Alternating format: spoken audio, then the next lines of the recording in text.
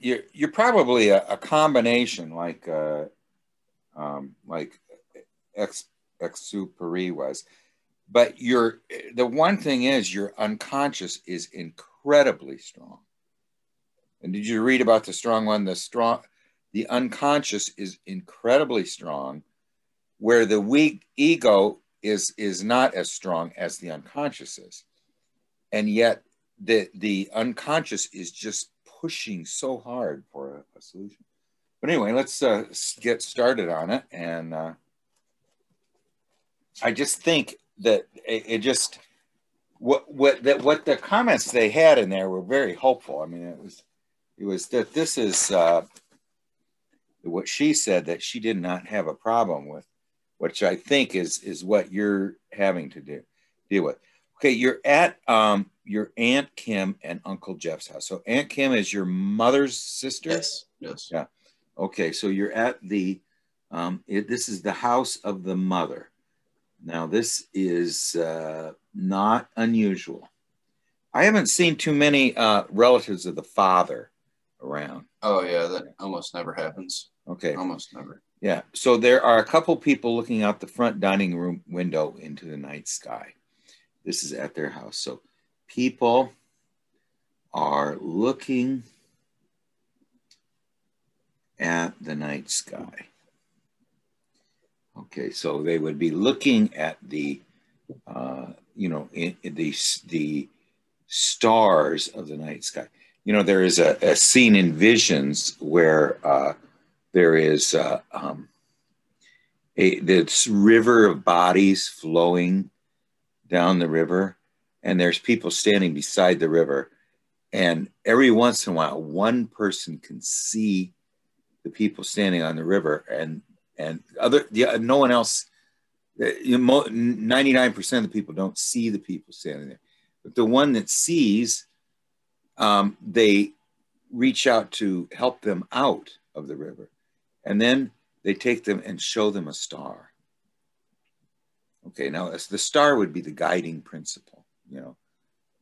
That is like the North Star, or it's just a guiding principle, you know, a fixed point. Okay, all right. Okay, there are two celestial bodies interacting with other in a catastrophic manner. Now, this is another incident where, remember, you have a relationship with this night sky. You always have had one, you know. Okay, so now there are two celestial bodies interacting with each other in a catastrophic manner. Flames and plasma discharges. You're excited and frightened. And it's Venus. It's the comet Venus. So this has something to do with the. I'm just washing my glasses here. They're so dirty. Something to do with the eternal feminine. You know, the principle of Eros. Okay, you know, it's the comet Venus, I say, and incredibly, the incredible flaming body threatens to devour everything. Okay. This is the Eros principle, remember, and what we need to do is be faithless to Eros at least once, you know, and so it threatens to devour everything. It's all anyone can see. It's all that there is anymore, just the comet. I know now that you're going to die. I know now that I'm going to die. So I close my eyes and huddle down, bracing for the impact. Then everything becomes dark and quiet. Miraculously, God begins to speak to me. He says, "Are you ready for your next form? This is all over now, this form, this being. Are you ready for what is next?" I am still very terrified, and I tell him, "No, I am too scared." Yeah, now, that is amazing, okay? So let's just break it down. We're at the mother's house, the house of the mother. Okay, so this is a related to the eternal feminine. There are outside there seems to be interest in the night sky. Okay, which is at least an informing source. Okay, interest in the night sky. Okay, there are two celestial bodies. Now, what do you think? Was one of them Venus? Yeah, one was Venus. The other one was probably Mars or Jupiter or Mercury. All right, so it was a planet, probably. Mm-hmm. Yeah. So Venus, and so now we see that they are two interacting in a catastrophic manner, and the result of this collision between, let's say, it's either Mars or Jupiter. You know, Jupiter is the planet of the father god Zeus, and Mars is the planet of the war god. And there is a conflict between the male celestial world and the female celestial world. And the female celestial world, as a result, is about to obliterate ego.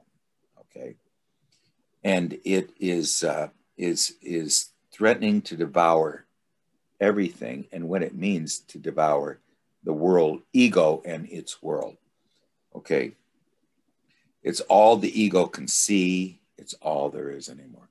So what this is it's finally coming to a head. The mother that has been, I mean, it's very similar to the Little Prince, you know, of the snake that swallows the elephant, and the baobab tree which eats the planet. Okay, in this case, it's not the baobab tree, and it's not the devouring mother snake, the boa. It is this celestial body after its potential collision with either potentially Mars or Jupiter, but they both are. Venus is obviously the feminine planet. I don't think there's too many more planets as feminine as right. Venus. Really, it's just Venus, Moon, Earth. Those are, you know, yeah, those are the feminine planets. Though some cultures viewed Mars as the feminine and Venus as the male, but, you know, Western culture, generally speaking, you know, that was not the case. Hi, Dawn. Maybe you can put it in the chat. I'll put it in the chat again. Yeah, I have it already copied. I'll paste it. Oh, yeah, but I don't think Dawn probably saw it. Here, I sent it again. Okay.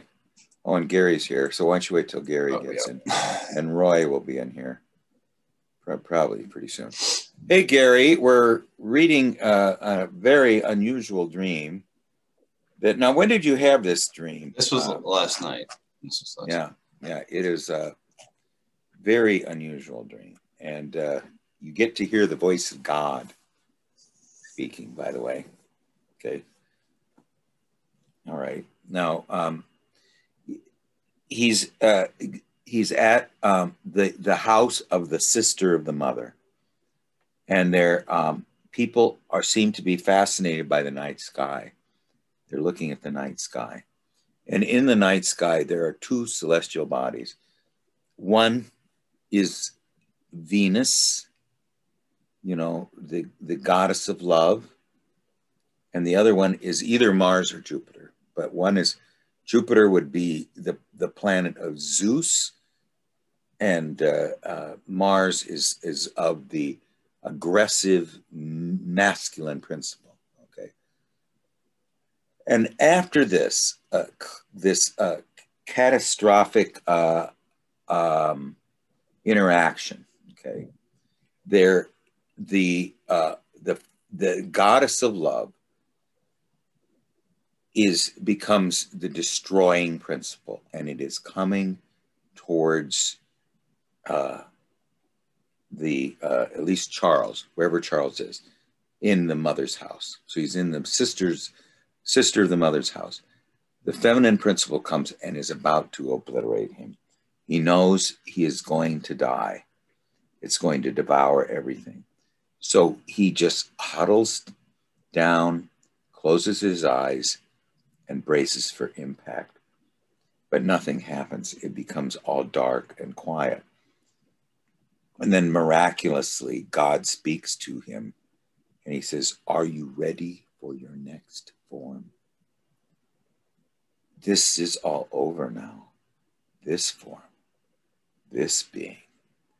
Are you ready for what is next?" And apparently we're not. And we say that we're not ready. You know, we don't have a standpoint, and we're just in free fall chaos. You know, we don't have any points of orientation. Now, the answer to this that would be, yes, I am ready, would be that I am. Now, you did say that you had huddled down, closed your eyes, and braced for impact. You know, so that, and then, however, are you ready for your next form? So, in other words, what do you think?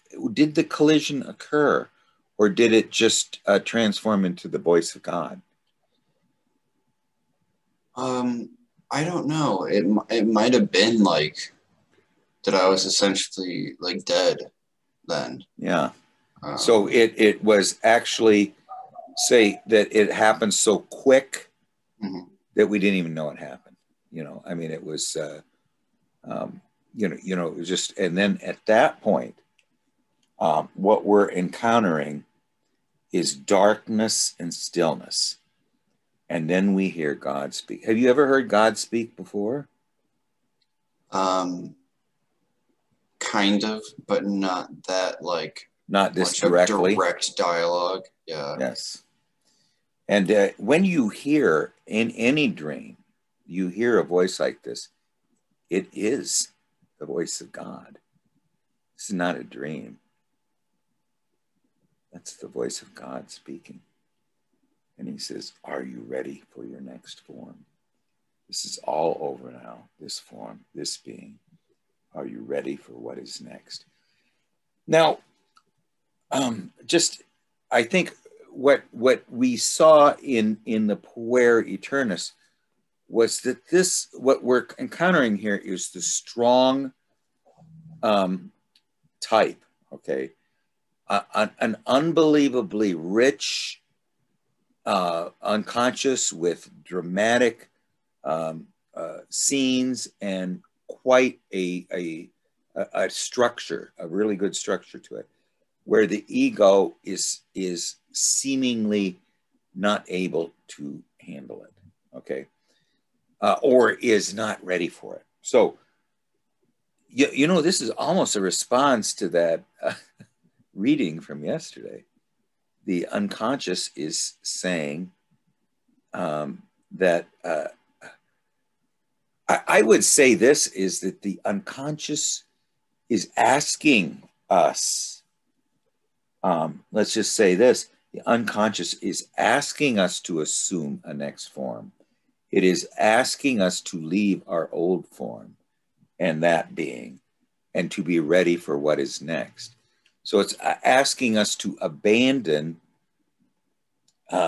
you know, I would say it's asking you to accept the greater personality and to give up the ego. Now, in a lot of cases in AA, this means that you surrender. You realize that the ego can't help me now. I'm giving up. What do you think, Gary? Wow, what a dream. You know, so it's interesting though. I mean, Charles has had like a series of dreams where, you know, they just get bigger and bigger. And I mean, this is like as big as it gets. I mean, this is like the world ending, you know, flaming bodies that are just, and, you know, and if you go back to like what, you know, you talked about on Sunday, you know, the Puer Eternus, you know, one of the things that they can't choose, you know, that's That's the problem. They can't choose. And this is like, this is like the penultimate demand of choose. Are you ready for your next form? And, other than that, I think what you said is just right on. Yeah, that is absolutely, all those points are good. Let's put that in the chat because Gary or Charles would like Roy to look at this too. Oh, I got it in the chat. I see it. Okay, good.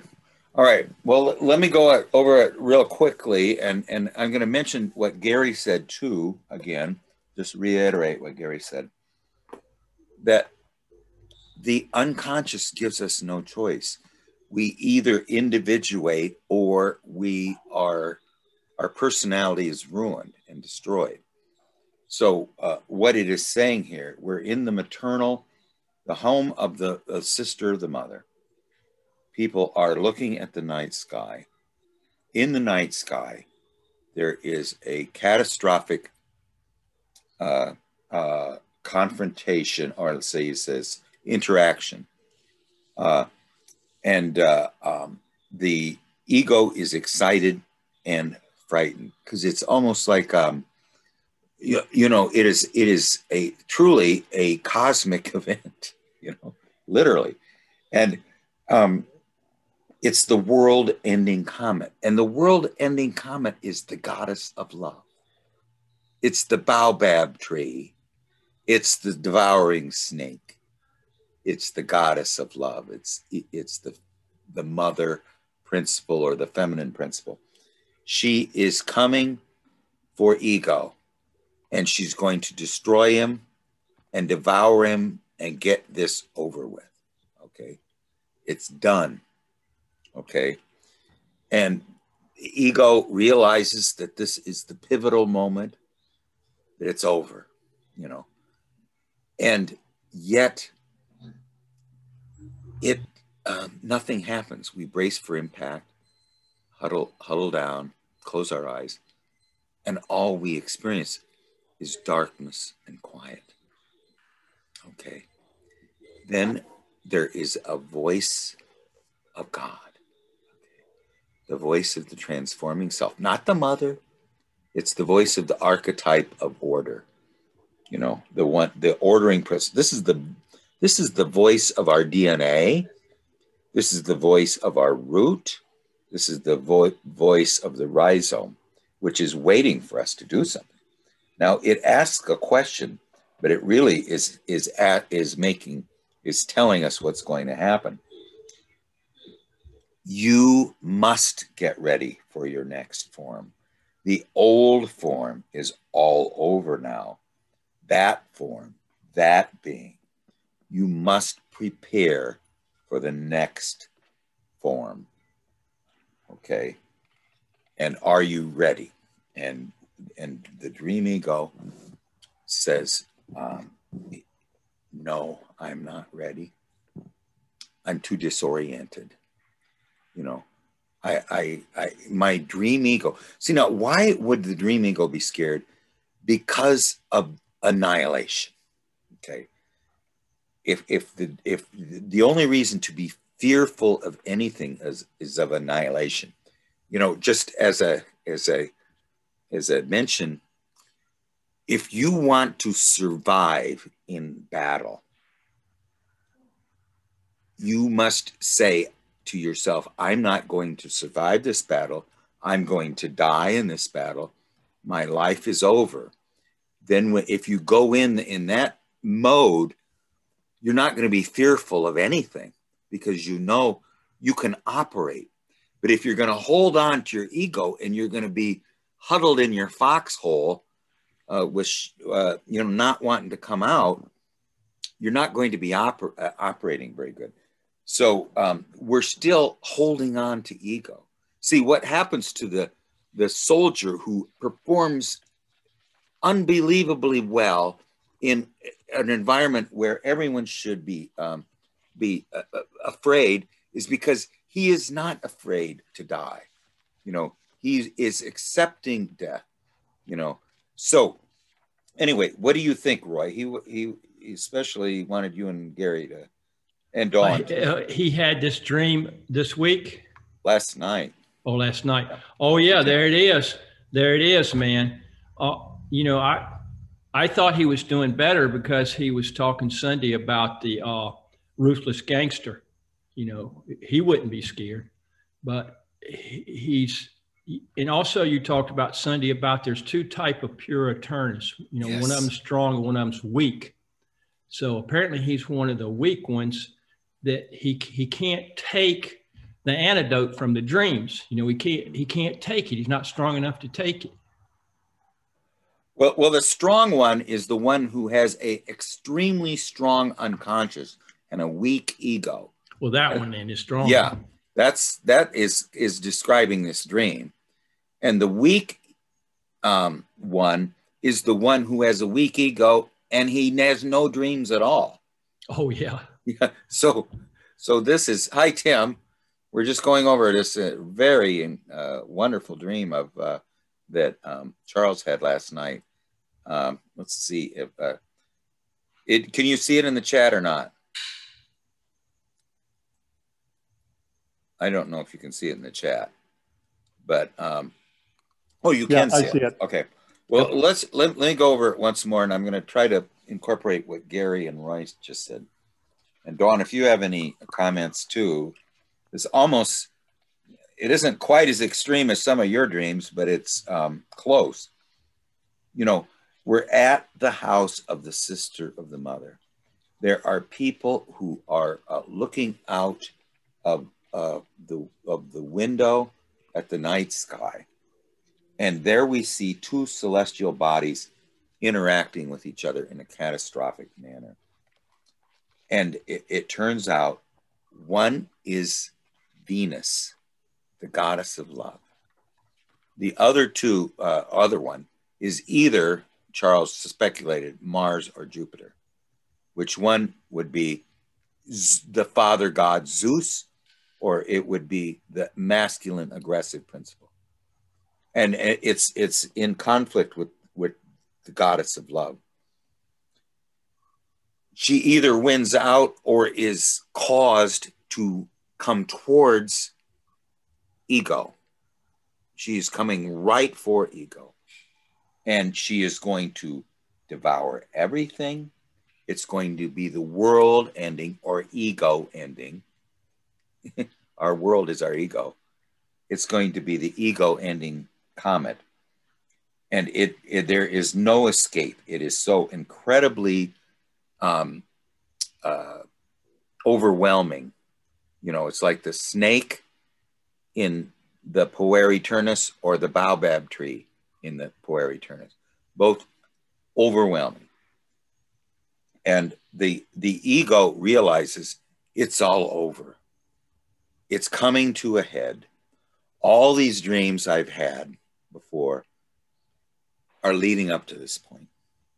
And here comes the annihilating feminine, and it's going to destroy my ego completely.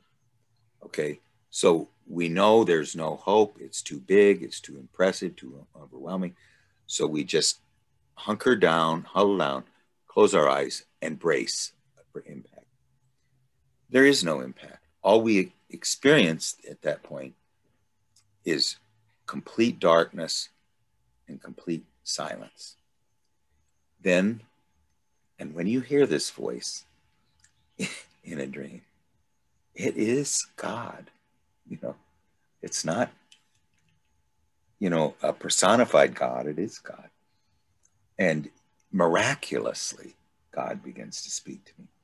And he says, are you ready for your next form?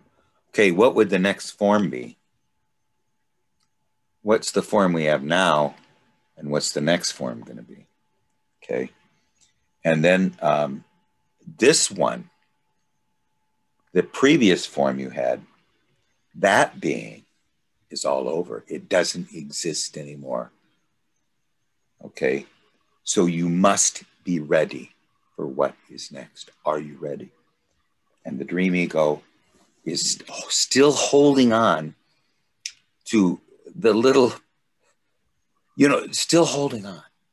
See, now the way to get rid of the fear is not to hold on, to surrender and to let go. And you say, yes, I give this form up. I don't care what the fuck happens. I give it up. Whatever happens, let it come. Now, this is the moment, to do this, And so anyway, I mean, because holding on, what is it? What purpose does it have? What are we holding on to, I guess, after a cosmic event like that? Now, Gary, do you have any further thoughts about this one? Well, one of the things Jordy said that I really liked, because, the problem with the puer is he's not grounded. But what Jordy said was, he kind of related it to an initiation. And, God speaking to you like this, I mean, is this like an initiation or what, And then but then the other thing that it is that it's a relatedness to the earth. And it's also, it's like, what is the cure? The cure is to go into the world, into the mundane, which would be kind of taking care of business almost, So in a way, this might be saying, this is, it's like, just like, because it's like, okay, it's saying the next form. Charles has been very, very, very much into the intellectual and the, kind of like the fantasy side of things, the imaginative types of things. So, a new form would be take care of business in the world, would be one possible interpretation, especially in that, the difficulty of choosing, of taking action. And I think that's one of the things. To be grounded is to take action. So I don't know, that's just kind of what comes to me. Well, and one of the really things, forget about the next form. Just look at the middle part. Charles, this is all over now. Holding on to this ego. Let it go. That form, that being is gone, over with. Do not hold on to it. Let it go. And don't hold on to it. I mean, that's that. And then, so even the next form can't be born until we let go of this one. Like, how can you be reborn if you're going to hold on to the old husk? Like how would an acorn grow into an oak if it said, no, I don't want to leave my acorn, or, I don't want to let my acorn shell go. I don't want to become the sprouting oak tree. I want to stay to an acorn, Tim, maybe you could say a few words and then let's hear from Roy again. Well, I've been thinking a lot about death, and this really is that moment of facing the transition to the unknown. And one of the things that occurs to me is the only really bad thing about death is it deprives you of the glories of the bodily experience of being alive. And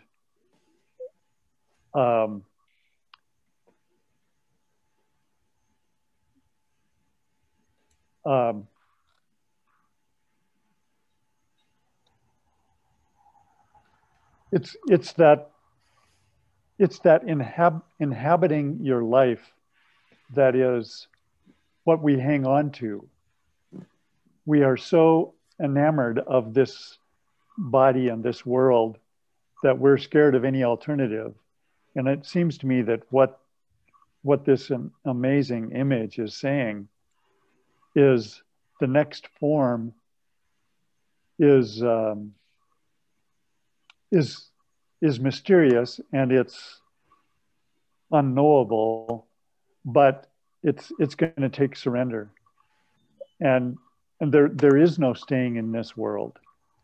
You have to, the only option is to let go. You know, so, you go ahead. Well, I'm just astonished. It's such a pivotal dream. Really a monumental dream. When death is mentioned in dreams, it's not talking about death of the body. It's talking about death of that shell that ego holds on to, you know. And the best thing that can happen is for it to let go, you know, of that shell. And now it has become an empty vessel. It's gotten rid of all the baggage of all the neuroses we've had of all our life, where you're now a clean, empty vessel. Fill me.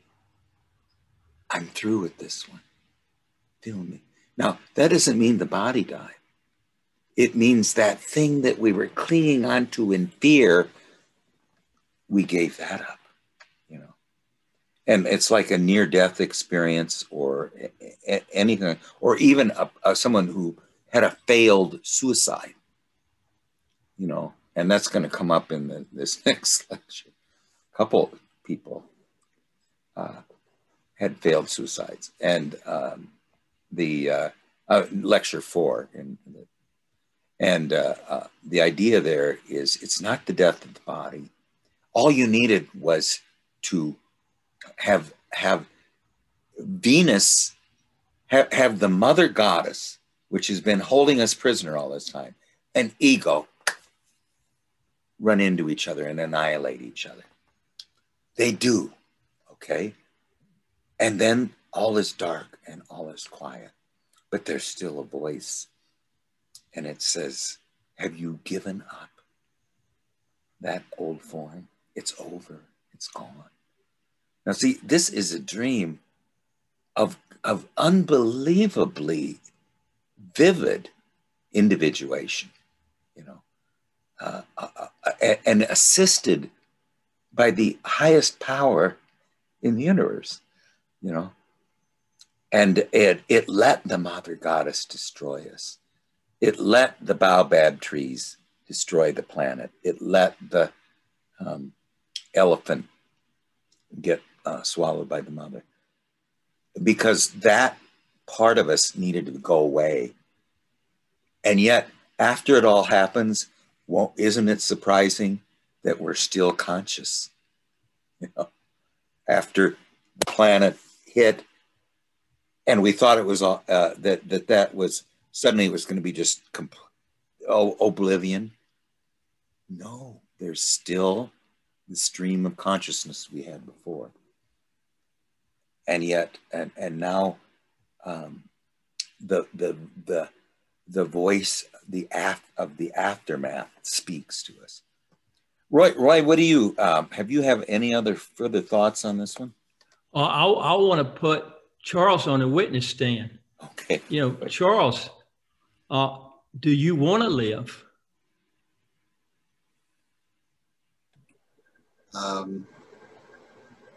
Not always. Well, there you go. There you go. He can't make a decision till all of a sudden he has epiphany. I want to live. He's in limbo. There's nothing I can do. He just killed the defendant's whole case. You know, I'm just cut loose in the water. That is the case too. Is a person who's going to die, or who has no will to live. They actually, if they do die but come back, what happens, Roy? Okay, I can answer that because that's happened to me several times. Mm-hmm. The last time it happened to me, they asked me that, do I want to come back? And I did. And the reason I wanted to come back is it was something very important that I wanted to do. Very important. I hadn't finished, unfinished business. And they sent me back, and I had a new form, completely transformed. Sometimes when I died, I just had a wonderful experience and I came back, but I was an idiot. But the last time the plot thickens, you got to really want to come back. You got to really want to live, or they won't let you come back. You won't come back. I don't know what happens after that, but you won't come back.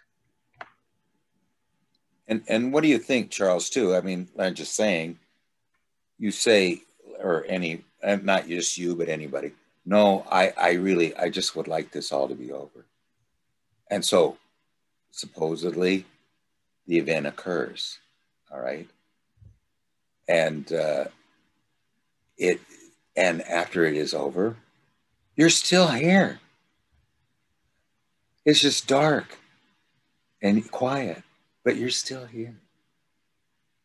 And then you hear this voice. It didn't kill you. I mean, it didn't kill the ego.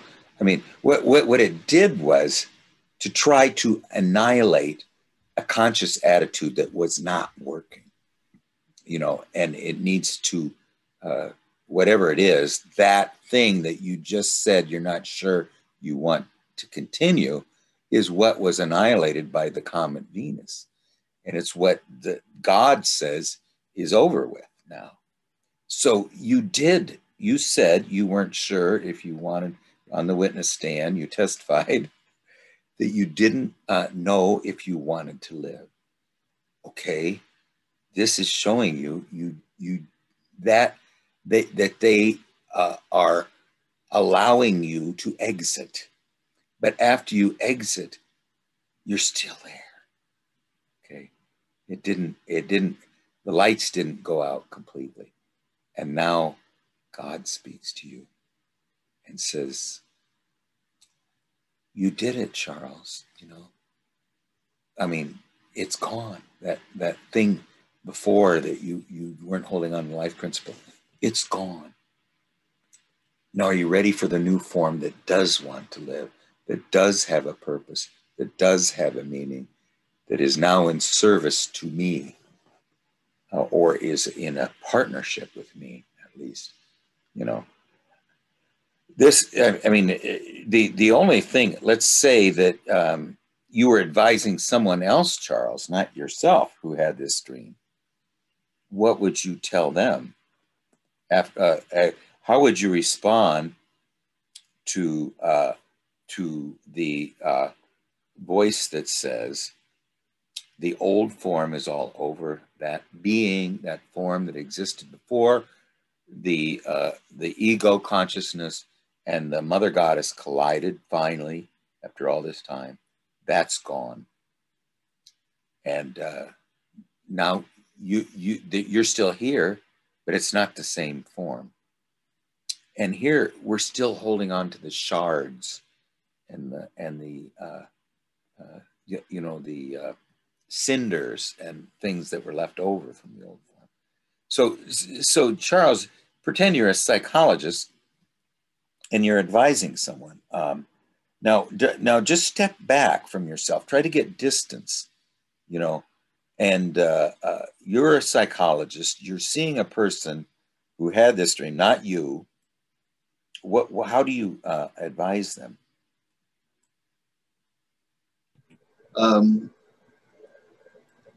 I guess I would ask them to really actually try to seriously consider what it would be like, you know, dying. So, you know, you're about to die. Like seriously consider it. And now, what is dying? Do you know what's dying? Just, you know, like, because consciousness is going to survive. Okay. Right. Like, so something is dying, but what is it? Well, I guess like your life as you know it right now would end, and you would not exist as you know yourself to be. Like this, like you're not here anymore. You don't get to experience this anymore, and you don't know what you're going to experience. I would ask them to really try to imagine being faced with that situation of like in the next second, I'm going to go from this to complete 100% unknown, and try to get them to realize that, you know, you're just being too lazy about actually even thinking about death and considering death, and that the person just, you know, that really in the end, are you really serious? You know, how serious are you about this? And you know, I guess this is, you know, this is just, I guess, what I would tell myself. But I would just tell them, like, look, there has to be reasons why you would not want to choose to live, and you have to address those reasons and just stop being so passive about it. And you know, everyone can find some reason to live. I don't care how hard you have to search for it. But, everyone wants things out of life. It's whether you're going to go actually do those things or not, or just remain in a passive state and just do the things that are just destroying you. But yeah. I agree with what Tim said about the body. It's a very great pleasure to have a body. But I'm also going to say this, is that this dream, I think, is a very accurate description of what actually happens at death. If you read any of Elizabeth Kubler-Ross or any near-death experiences, what you've just seen here is what actually happens. And it's my belief that it is what actually happens. That after you've died, there is still an awareness of it, of a certain type that it's as if nothing happened. And you know, that's what they say, that as we approach death, certain death, okay, there's no doubt about it, we're terminally ill. The dreams don't change at all. The dreams don't even recognize that that's happening. It's the most pivotal event since we were born, yet the psyche is acting like, yeah, so what? I mean, because you know, the thing is, the soul part of us, that part of us which informs our dreams, is not in our body. It's not in time and space. It communicates. Every time we get a dream, that came from a timeless place, an eternal place. It's outside of time and space. And yet it was able to put it in time and space through when we became, you know, when the ego awareness had subsided enough that its light wasn't so harsh, it could insert that into us from the eternal realm. So that's where the soul is. It's not in our bodies, you know. So when the body disappears, this thing over here that was informing it, it's still there. It didn't move. So it's still at the same point it was earlier. So this body goes away. This body's still there, you know. So this consciousness is still there. And that's where the ego consciousness recedes. Okay, now let's just imagine that that's where you are now, okay? After Venus hit. You're not here in this body. You've receded into this point now. The one that is at the still point. Venus can never hurt it. No comet can ever annihilate this, okay? And you're there, and you're still holding on to what the comet destroyed.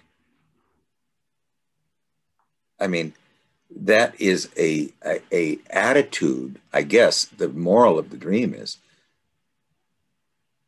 that even that attitude somehow how can we hold it over here? You know, here's our body and our ego consciousness. Here's our soul. Outside of, it's in the fourth dimension. The third dimension is annihilated. It's gone. And so what was over here operating in time and space is no longer there, but it was here all the time. And yet it's still acting as if it has something in the third dimension to hold on to, and it doesn't. And it's afraid? What can it be afraid of here? The Venus can't touch it. So that is a question of, if we know that we have been, I guess let's do that. If we know, the ego knows it's been destroyed and is still terrified, even though it knows it's been annihilated and destroyed.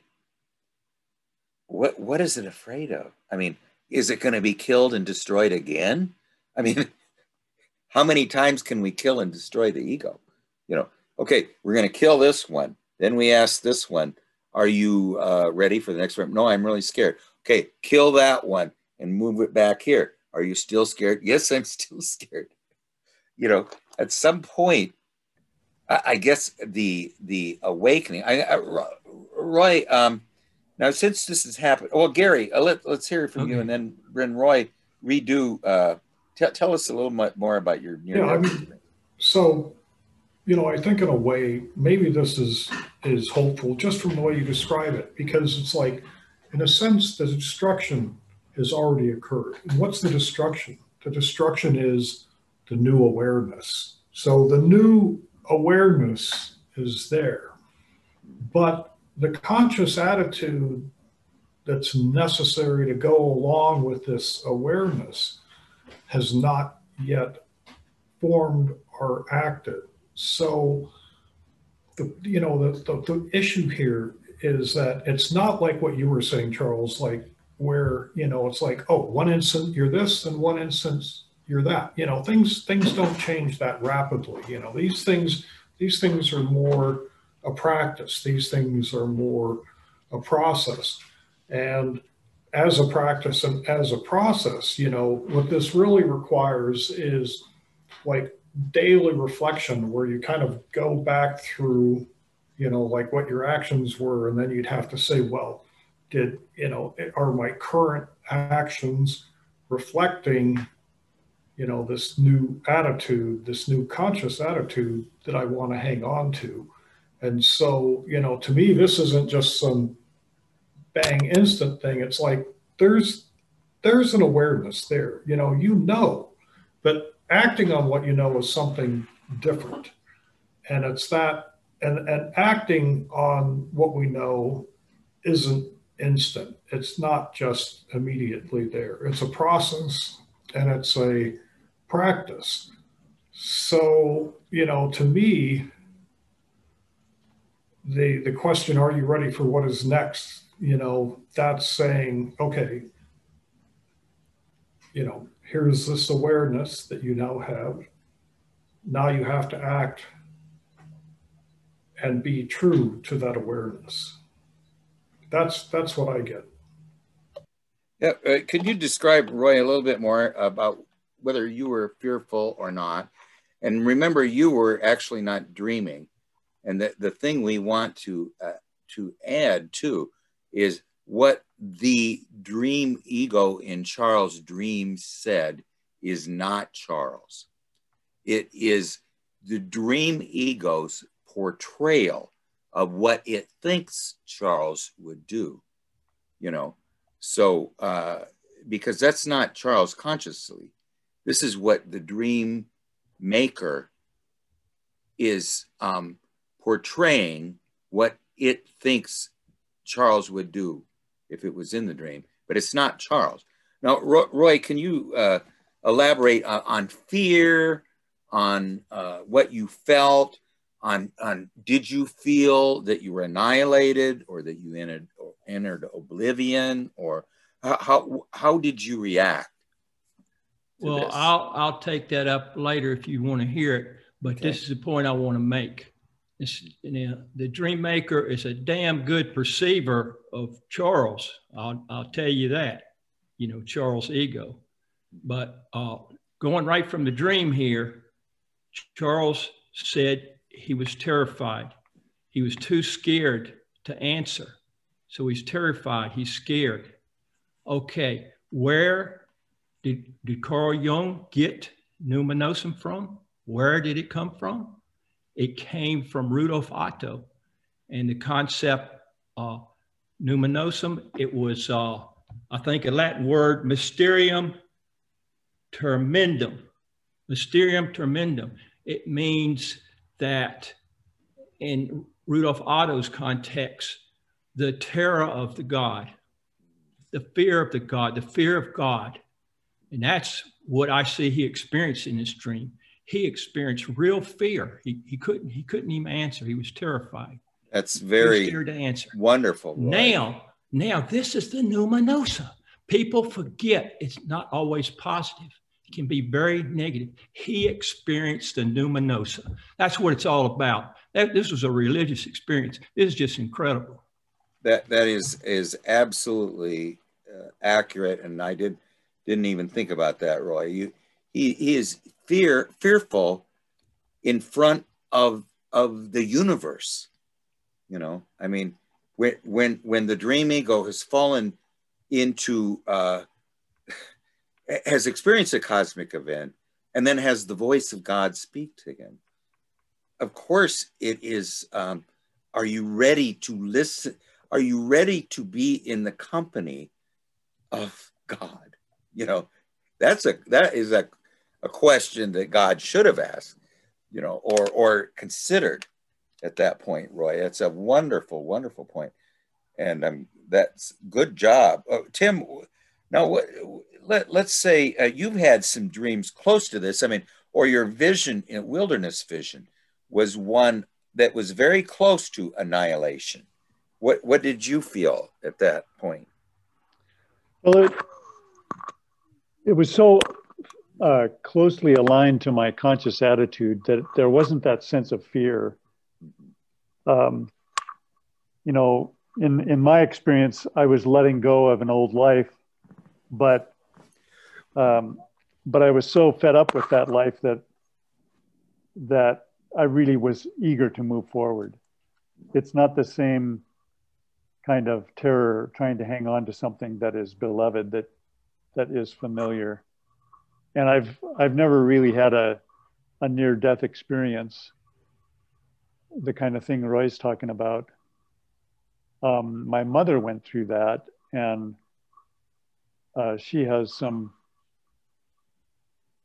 very amazing stories of quite similar. The tunnel of light, and this beckoning to come forward, and then hearing a voice saying, "No, you want to come back. There's more things you need to do in this world." And Roy added a dimension to this that we didn't consider before, and it is very important, I think, is the fact that, let's just go through it one more time and try to incorporate what's been said here, that we're at the home of the mother's sister.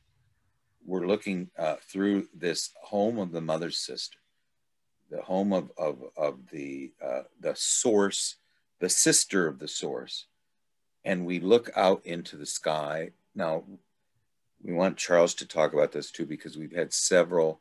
He has had several events try to communicate something to him in the heavens. This is not the first time that the heavens have attempted to talk to Charles. Okay. And they are about to interact in a catastrophic manner. And now the ego is already excited and frightened because it's a cosmic event. Not necessarily because, as Roy said, it's going to be annihilated, but that it's in the presence of the numinosum, which is, let's say it is, let's put it like this way. we have in 2001, A Space Odyssey, you know, what was the guy's name that, what are you doing? Hal. Yeah. Well, Hal was the computer who he says, what are you doing? And they named the guy, you know, when David. he was David. David. What are you doing, David? You know, okay. Now David goes into these realms, you know, of the fourth dimension. And you know, the absolutely overwhelming, you know, we got this little teeny little circle, and suddenly we've entered the fourth dimension of psyche.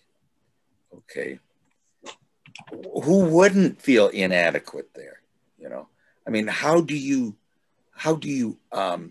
navigate that world? You know, I I just wanted to mention I'm not in the. I should have interrupted a little bit sooner, so it kind of fit the context more. But I was actually very excited because specifically I wanted to see the comet Venus. I was very excited to see the comet Venus. I don't know if anyone knows Immanuel Velikovsky's work, but I'm like obsessed with his work. And there's actually historically many cultures talked about Venus being at one time a comet, like Aphrodite Cometho, which means the comet Venus was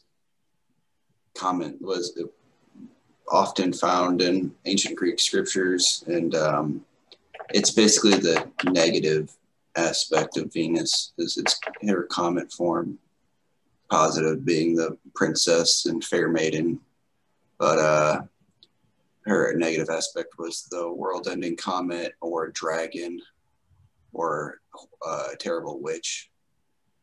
And yeah, I was excited to see Venus, but quickly realized, like, wow, this is spectacular, but this is potentially world-ending. And it's happening in the dream. You know, it might be fed somewhat by what you've read outside the dream, but this is not what you read outside the dream speaking. This is the fourth dimension speaking to you personally, you know. And it is the comet Venus, the world-ending destroyer, but it seemed to have been precipitated by this collision with the male.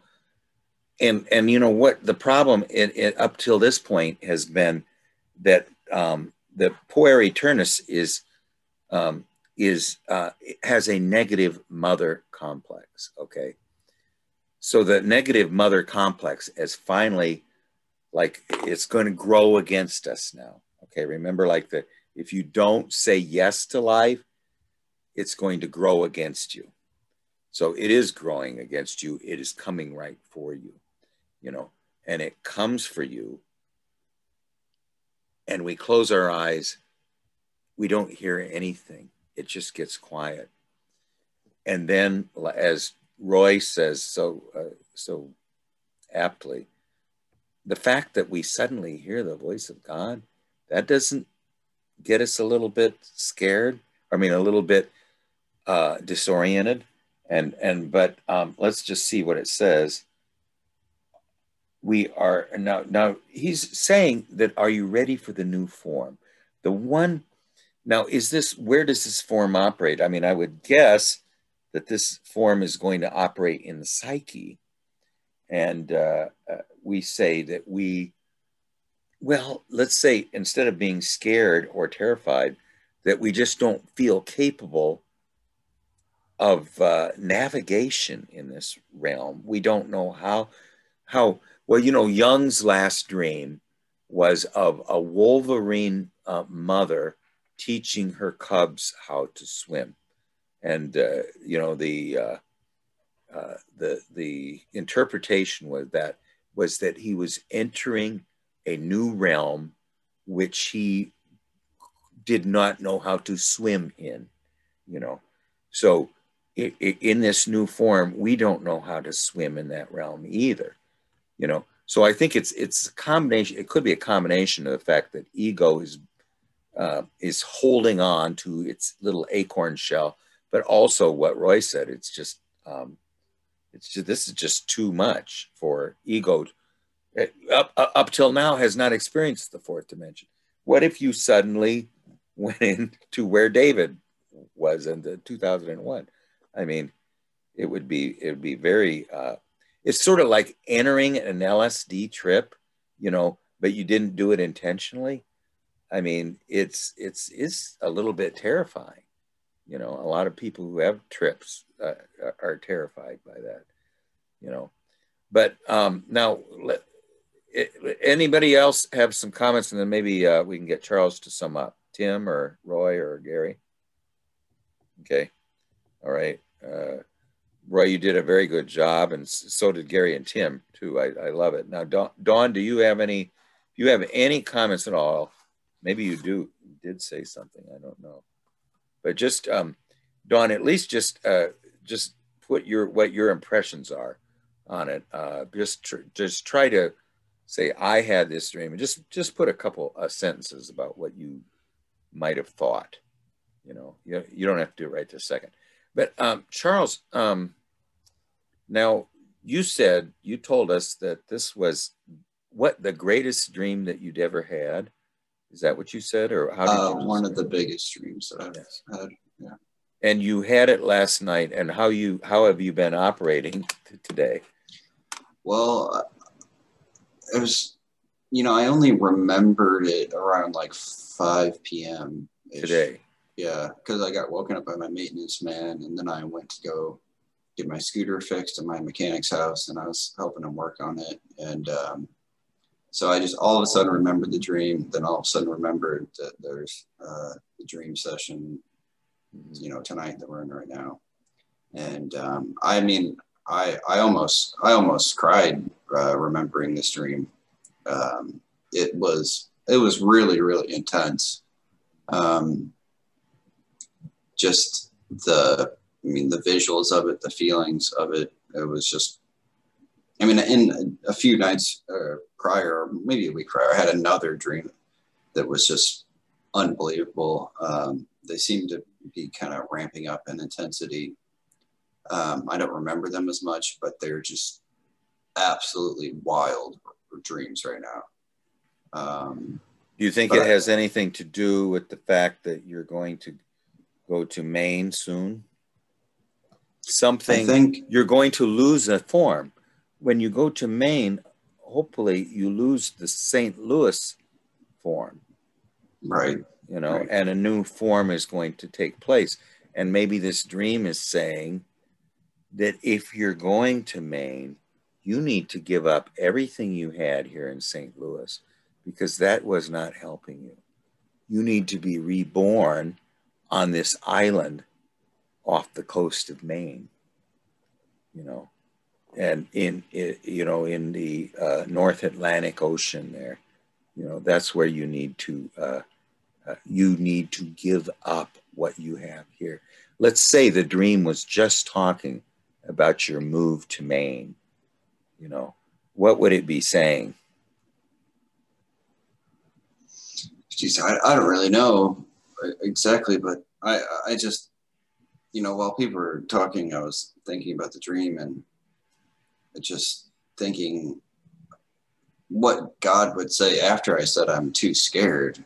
And I just imagined him being like, well, this is gone now. Like, you don't, like, what are you holding on to? Everything is destroyed. Like, you're just going to stay here in this dark emptiness after the world has been destroyed by this comet. Like, what are you, like, you're literally holding on to nothing. So just let go, because there's nothing there. Like, what even are you holding on to at this point? He would be kind of confused. And I was just, I don't know. I had just been thinking about that. But I just, I'm going to Maine because I want things to change because of an incredible stagnation that's has formed really throughout all aspects of my life. And everything has just sort of grinded to a halt and is in a repetitive, stagnated form. And I think the dreams are saying, like, look, here's a little taste of what is going to happen if you really actually want to actually go forward in life and actually do something and actually experience something. You know, like, things are going to be intense. You're going to have really powerful experiences. It's not going to be this. And I do feel like that the idea of the Venus comet, and just the thought critical mass came to me, that it's just sort of reached this critical mass to where it's like, you know, it's just, it's reached its fully destructive phase. It is now coming crashing down to the earth, and it's just going to just destroy everything. And almost, I don't know, and the idea that I was like excited to see it, I'm kind of like fixated on it, really obsessed with, you know, this is just a symbol, but I'm just really obsessed with the idea of the comet Venus being actually a historically accurate thing. And why am I so obsessed with it? I'm very obsessed with ancient doomsday apocalyptic mythologies. And, you know, there has to be some sort of symbolic reason for that. But I think we did a lot on it. Well, I would just like to ask Gary and Roy and Tim to link it up with a life-changing event, which is an initiation, I hope, of the kind that Jordy described. We are going into a potentially initiatory experience, and the prelude to that experience was this dream. What do you think, Gary? Well, Charles said that, you know, he feels like he's gone into, you know, a great stagnation.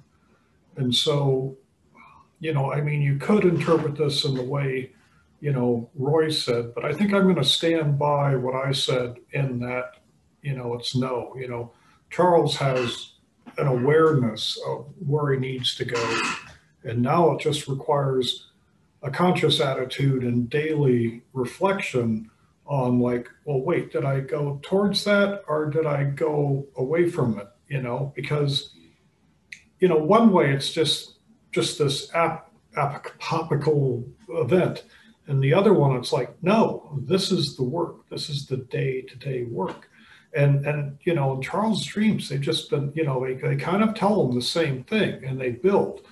But, you know, it's like that difficulty of making a choice and then following it with actions. You know, I feel like that's kind of been the work that hasn't been, you know, done. And so I'm still standing by that. Yeah. Well, Roy, what do you think? If this is, do you think this has anything to do with the initiatory experience, which is really the first in a lifetime for Charles, of leaving his mother's home and or the family where he's lived all his life, and he's going to set off almost like a military expedition? What do you think about linking this dream up with that? Yeah, it's initiatory, and him going to Maine is initiatory. But I noticed in his last comment, he's sort of looking at this comet, this dream, as a collective thing. It's the future of his generation. But I disagree. I say the dream's speaking specifically to him. One of the grand examples of the Mysterium Tremendum would be Rodney King. You know, they're beating on him and all that stuff and telling him to get on the ground and put his hands behind his back. But he was so scared that he couldn't do anything. He was just stunned. And they took that as a sign that he was being defiant, and they beat the crap out of him. And it started the LA riots, which that was like an apocalypse if you lived in LA at that time. But it didn't change Rodney. Even though he had this numinous experience, it was just incredible, it didn't change his life. And he died drowned in a swimming pool a few years later after winning a lawsuit, millions of dollars. He whatever he was, the numinism couldn't transform him. I mean, this is very serious. You had a real experience, Charles. Nobody can take that away from you. It was for you.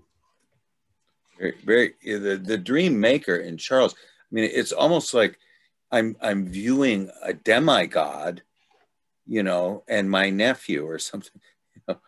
It's this link with this demigod, and just somebody who's living a very ordinary existence.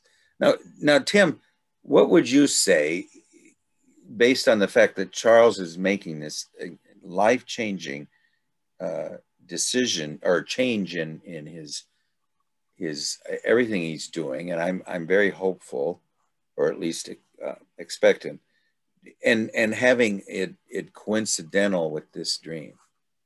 I agree with Roy that this is a personal dream, and I'm thinking three things. One is, in the myth of Parsifal, when Parsifal leaves home, he takes his mother's homespun. And I'm wondering if Charles can't think of something that would signify his mother's homespun that he can take with him on this journey. Something that is rooted, that is authentic, something connected with the mother, maybe. The second thing is maybe trying to think of a ritual that would be the equivalent of rerunning the dream and saying to God, okay, I'm scared and I'm all in. And I don't know what that would be. I'm thinking of things like putting a picture of yourself in a box, sealing it and wrapping it with tape or something so that it's completely enclosed in darkness. I don't know. That's just top of the head stuff. But maybe think of a ritual, something that can be done to declare that despite the fear of surrender, you're ready to do this thing. And then the third thing is, when you go to Maine, be aware that this is a new world and you can transform in any way your imagination gives you. That, to me, the symbol of taking the homespun is retaining the things that are really important and authentic, but everything else goes out the window. And so the opportunity is there to throw everything aside and leap into some kind of new life. And I don't know what that would be for you, but to me, it's just a really terrific opportunity. I really do think it is an initiation. And diving into it head first is going to be something that I think you'll never regret. You certainly don't want to end up like Rodney King.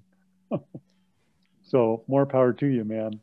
I could just throw something in there. I think Tim said something very important in this, in that, I think he's right. I think you need to have a ritual to honor this dream. And actually, the ritual I guess I would suggest is go ahead and paint it, or even have maybe, a series of paintings around it.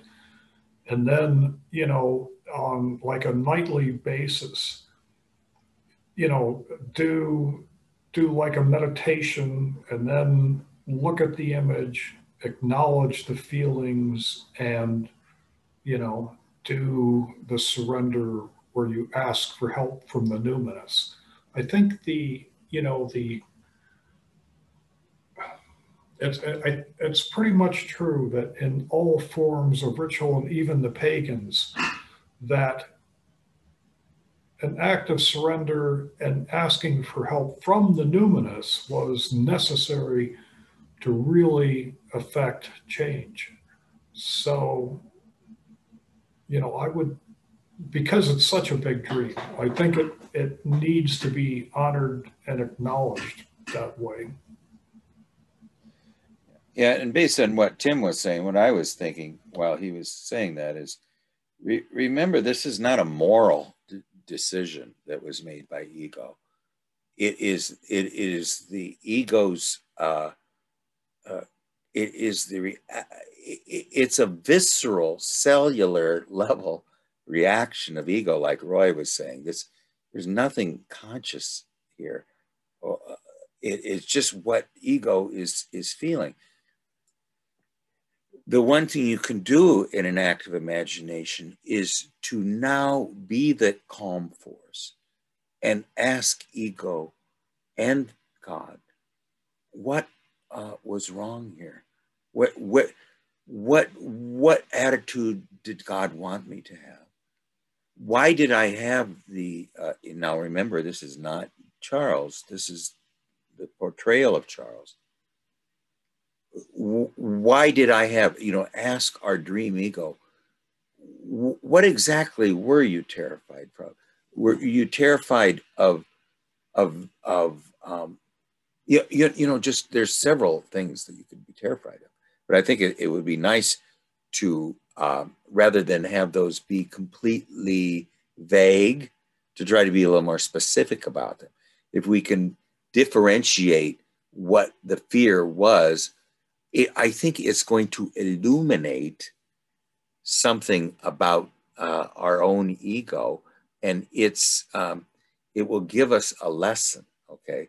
But what we need to do is differentiate the terror, the fear of ego, which is not a moral decision by ego. It is what it is the state it was in, without any.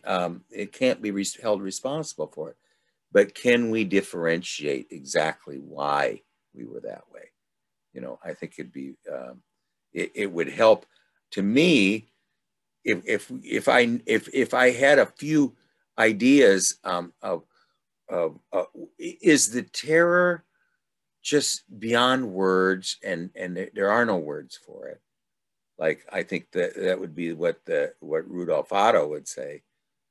But try to put a few words around it and just see if it tells ego anything. I would certainly like to hear about that. Do you have any final words, Charles? And then Tim, if you or Roy or Gary or Dawn have a dream, why don't we introduce it at least? I don't really have a whole lot to say. I like Tim's idea of, bringing something along, but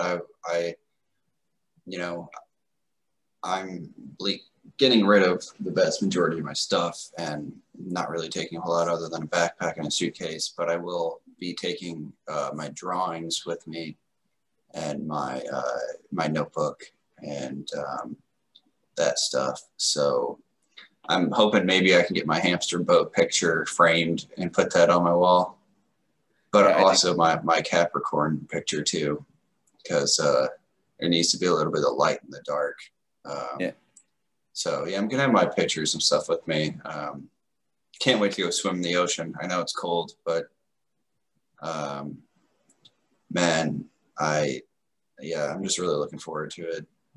Well, it's just it's the Acadia National Forest. I live in one of the dirtiest cities in the country. St. Louis is notorious for being filthy.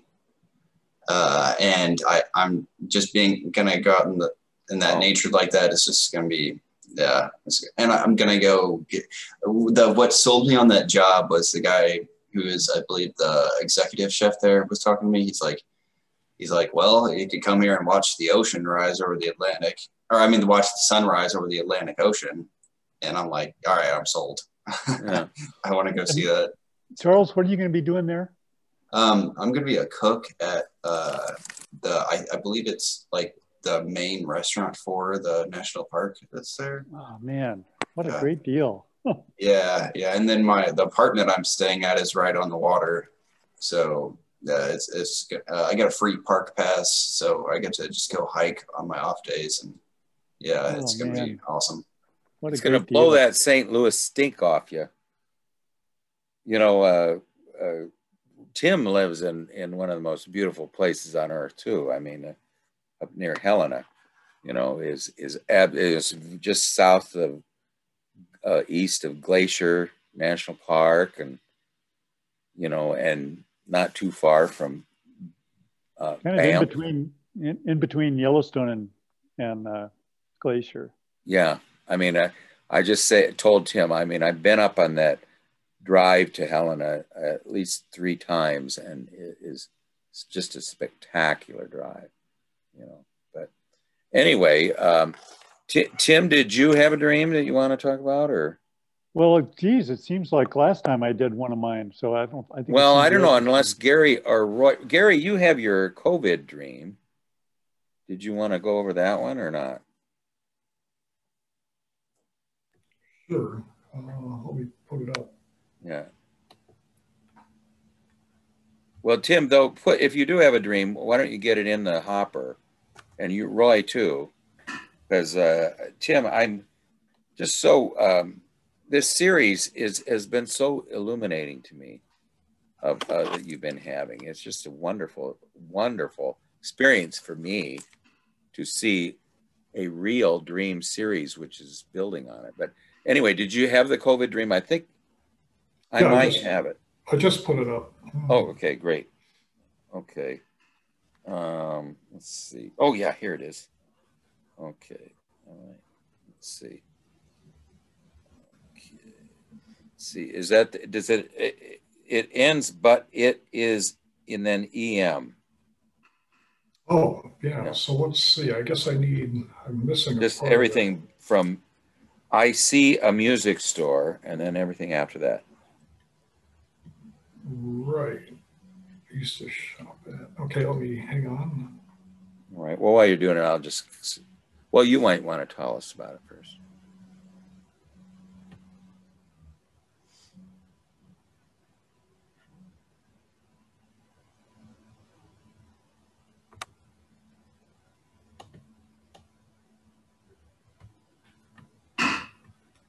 I'll tell you, I mean, I just say everybody's dreams here have really changed my life. I mean, it's just, I really feel just, you know, my wife and I talk about them a little bit, but she's not quite as crazy as I am, but it is just a real experience to have people who have such rich relationship with the psyche.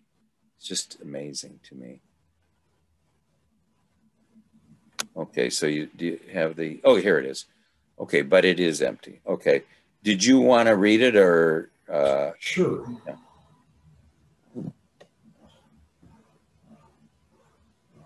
I realize I am late for my COVID shot. I walk quickly through the streets of a foreign city to reach the place where they are giving them. I get there and realize it does not matter. There seem to be thousands of people waiting, all holding their forms, seated in a large circle, almost like a stadium. There is not much activity, and I decide to leave. I walk back to the point that I started.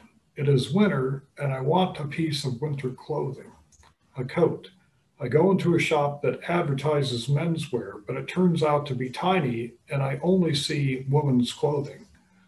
One of the clerks gives me a look of disdain. This is a very high-end shop, not the type of place that I would shop, and I'm not dressed for it. Okay.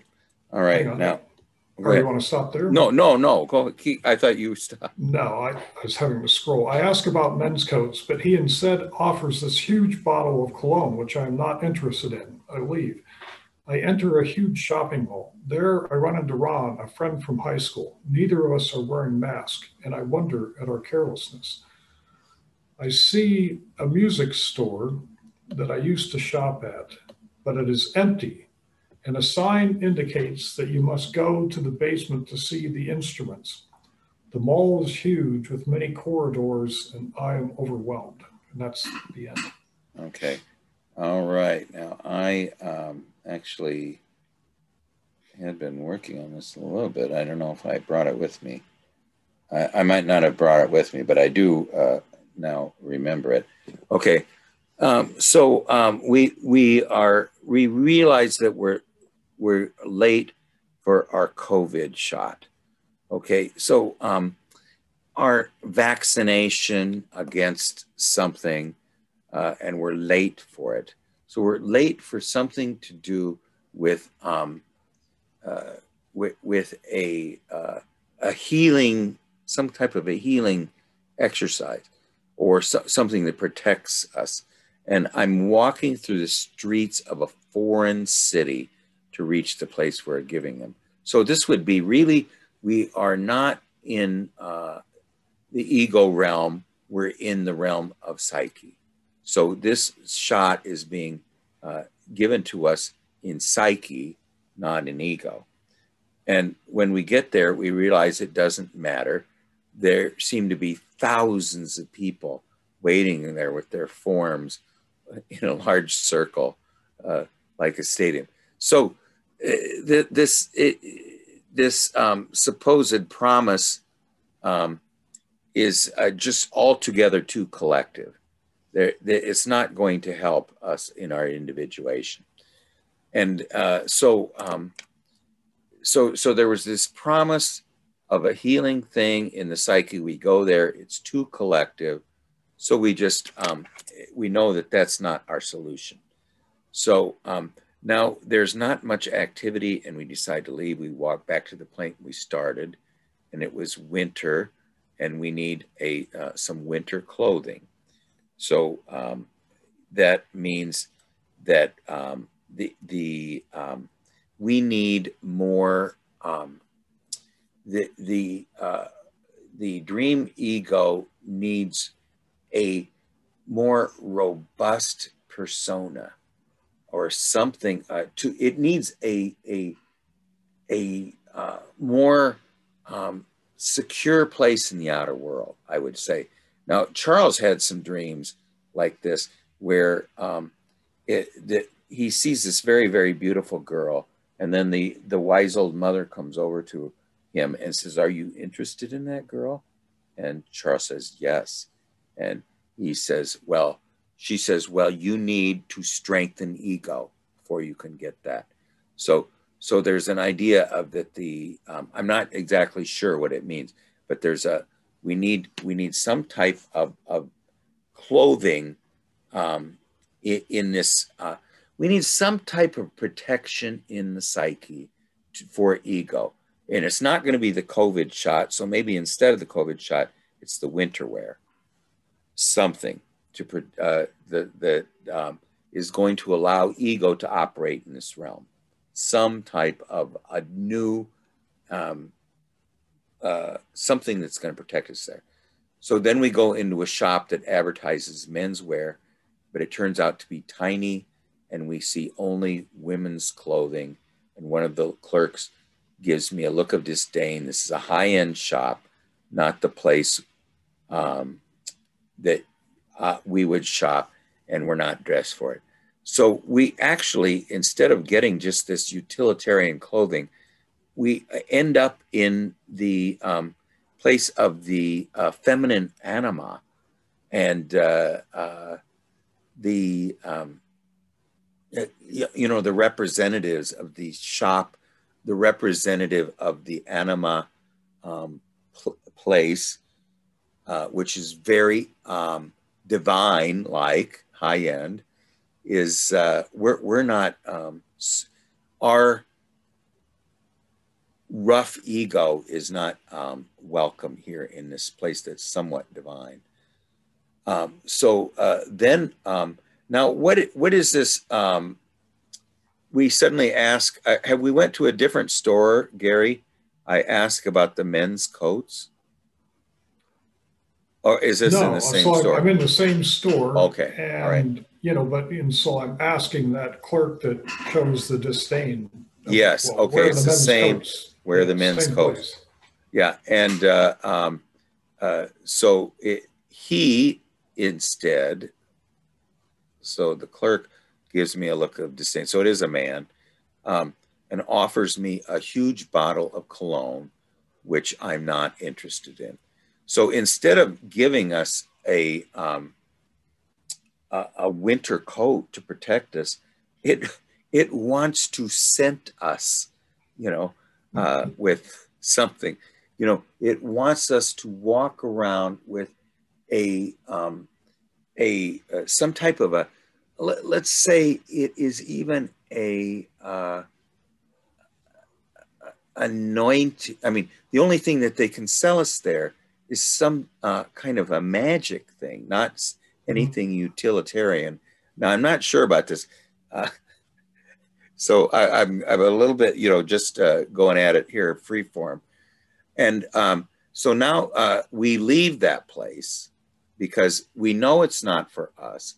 They don't have what we need, that we need back at the point that we started, which is a winter coat. All they have is either it's advertises menswear, but it only has women's clothing. Now that's a very interesting statement. Advertises menswear, but when we go in there, it actually serves the feminine. It says it serves the masculine, but what it really serves is the feminine. And maybe that is what, I don't know. So now we enter a huge shopping mall. There we run into Ron, a friend from high school. Neither of us are wearing masks, and you wonder at our carelessness. So that's a kind of an interesting, interesting sentence from a dream in this day and age. And we see a music store that I used to shop at, but is empty. A sign indicates you must go to the basement. You must descend to see the music. The mall is huge with many corridors, and I am overwhelmed. Now, after going through there, I'm a little bit overwhelmed now, but not as much as I was, because I think this all hangs together, but I think it's going to take us a lot of work to do it. What do you think, Roy? Do you have any, maybe even just focus on one area of the dream? Because we're going to have to go through each section before it's going to make sense. Well, I'm zooming in on these things that are lacking. I mean, this is really a bad day. He goes to get the COVID shot, but he's not going to get it. The collective's like sort of stopped him. He goes to get a man's winter coat. He's not successful there. He can't get that. He meets a friend, Ron, but they're not wearing masks. So, you know, that's sort of not working either. It's not protected. And then he goes to a music store that he used to shop, but it's empty. I mean, you know, everything's coming up kind of like a bad day. And he's overwhelmed. Well, of course he's overwhelmed. That's the start. That's where I'm starting. That is fabulous. 4 different things. They don't have any of them. So, and the only, and what we are offered, we go into, now let's talk about the 5th one. We go into a men's store, but they only sell women's clothing. And we want to know where the coats are, and they give us cologne, you know. And so you got, that's wonderful. First, we go to get the COVID shot. We're not going to get a COVID shot. There's just too many people there. It is in a foreign land, so it's still in psyche. We need a winter coat. We go to the store. They don't have winter coats. All they have is women's clothing and cologne. You know. So then we see the boyhood friend. Neither one of us are wearing masks. So it's just and then we go to the music store, and it's empty. The only way we can see what is needs to be the only way we can obtain this thing, anything, is to descend into the basement. And so it doesn't appear that we want to descend into the basement. We just hear the news and then say the mall is huge with many corridors and I'm overwhelmed. You know, Tim, do you have any thoughts about this one? Sure. Boy, this is really a fascinating one. And I have a slightly different take on this. I think about, first of all, the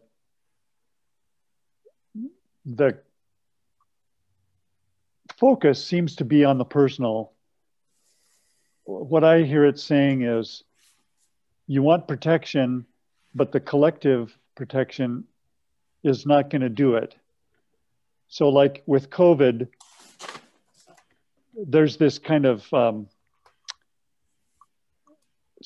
social protection that we all get when everybody gets the vaccine, but there's nothing you can do about that. All you can do is get it yourself. And so the going into the store, it feels like it's the same thing. You're wanting protection from the winter. And so you have a solution that is personal, which is getting some kind of clothing that's appropriate. And then I'm thinking of this kind of repeated theme that is like deception. So they advertise the men's clothes, but you go in and it's only women's clothes. And I think about the high-end store, and this is probably my personal bias, but every time I think of anything high-end, it's really deceptive. You usually pay $1,000 for an object that has a certain name on it that you can get for $80 anywhere else. And so much of it is all theater. You know, you go into a store, and if you don't look the right way, they're gonna stick their nose up at you because you're not the kind of client they're used to dealing with. And instead of a coat that would actually protect you, you're offered this cologne, which is nothing but a palliative. It's something that makes you smell nice, but you just put it on the surface, and as soon as you walk out of there, it wears off, you know. And so that it seems like the answer is maybe something authentically feminine. In other words, digging deeper and getting to something that is not just deceptively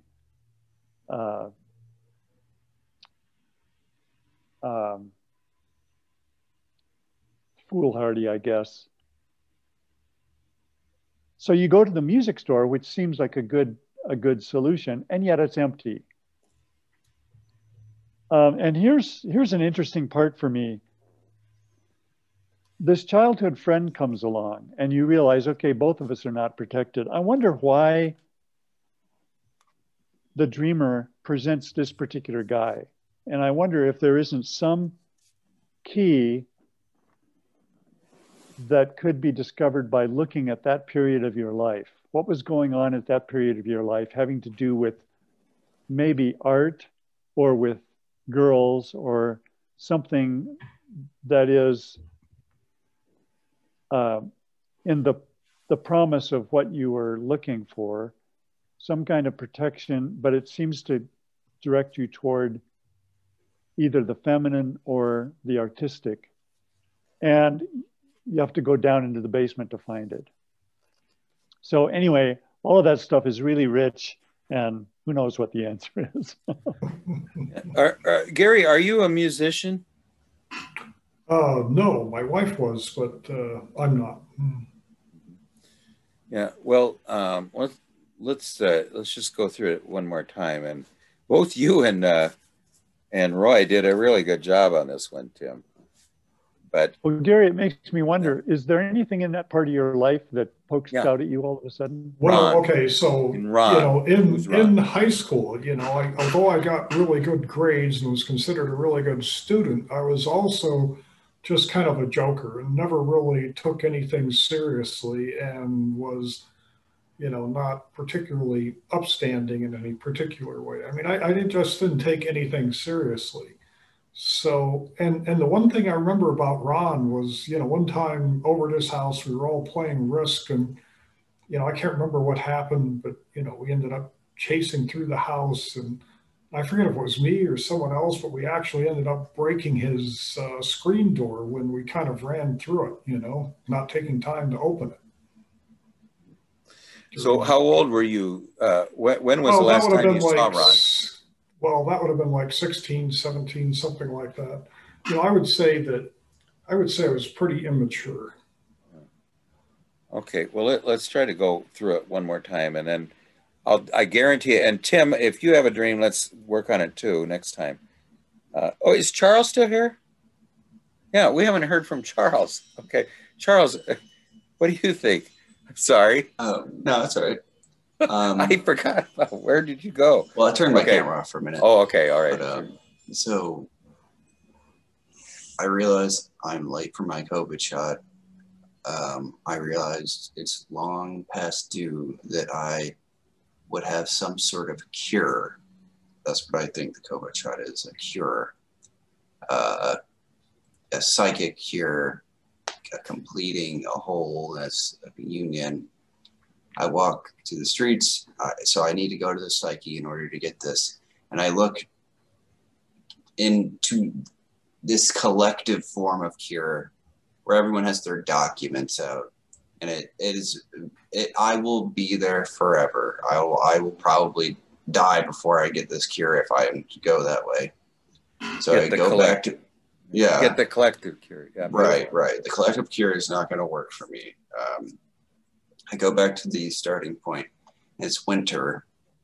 So I'm not sure exactly what that's about. Like, things are harsh. You're looking for protection. The men's wear place. This to me is like an alchemist runs the store. You go into the store. It's a men's store. They have clothing for the anima. That's why it's a men's store. Looks at me with disdain. It's a very high-end shop. The thought that rose to my mind was that, these are the gold makers. You should be making gold if you're in this place, and you should be able to afford what they sell there. And he's an alchemist because he just offers you this giant bottle of cologne instead of a coat. Also, it could be a more sensual, creative thing. I know a lot of designers get really freaking creative with their cologne. It's like it's their essence. It's the essence of the brand is what it is. Then you run into this guy at the mall. So the mall is, just go to where everything is in one place where you can buy anything. You can get anything at the mall. So that's where you go. I don't know what the mask part's about. Maybe it's like,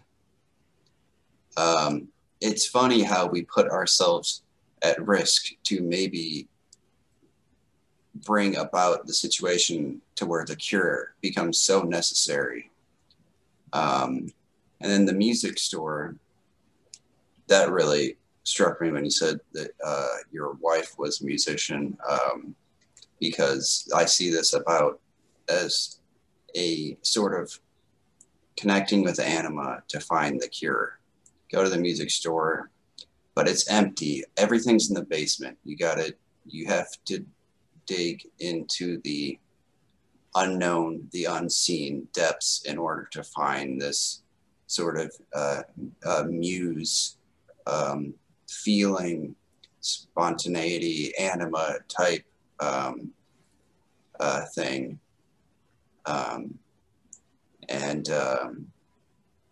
Yeah, the mall is huge because it's like It's a collective unconscious type deal. It's where everything comes and passes through. But yeah, those are my thoughts on the dream. Well, because it's somewhat similar to your place where all the corridors go right and you're absolutely lost in it. But wonderful, wonderful job, Charles.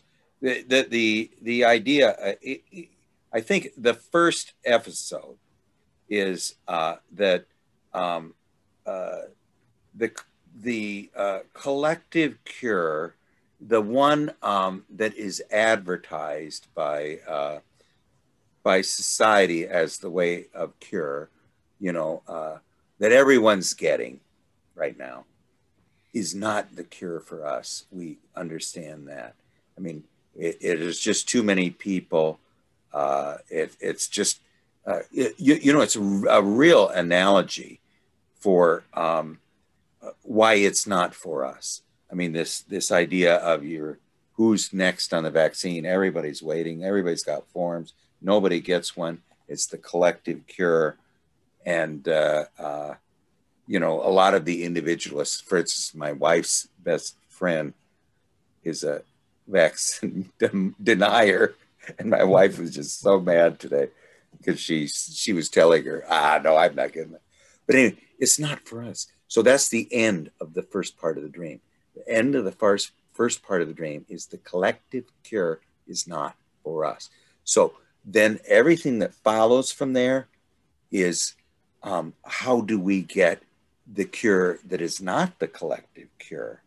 And it's sort of, it's going to walk us through this. We don't really get it, but we get some clues, you know, and you did a very good job on the alchemical aspect of that. But anyway, why don't we finish this next time? And again, Tim, Roy, or Dawn, if you have any dreams, bring those or send them, better yet, and so we can kind of come in with a little bit of you know, some ideas beforehand, you know. But I got one more thing on. Yeah, on sure. Gary's. Yeah, go ahead, please. It occurs to me, I'm thinking about this kind of deception that happens 3 different times during the dream. And it occurs to me that this is exactly how a joke is set up. You know, you have a certain expectation and the expectation is overturned, and that's the punchline.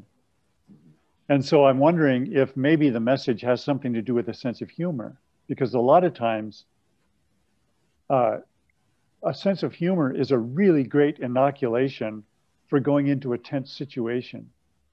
So that's just a thought to keep in mind as you go forward here. Yeah, it is really it is a very interesting journey for ego here, as Roy pointed out. It's just, you know, it is just a place everywhere we go, the trickster's there, you know, and somehow does us. So anyway, we'll start on this next time, and Roy or Tim or Dawn, bring a dream and let's go at it. Tim, we want to keep working on yours, because this is you know, where we were left last time, I don't like it. I want to move to the next level. Okay. Okay. All right. Well, thank you, everybody. Thanks, everybody. What a wonderful session. We'll talk to you later. Okay. Bye, guys. Bye, Dawn.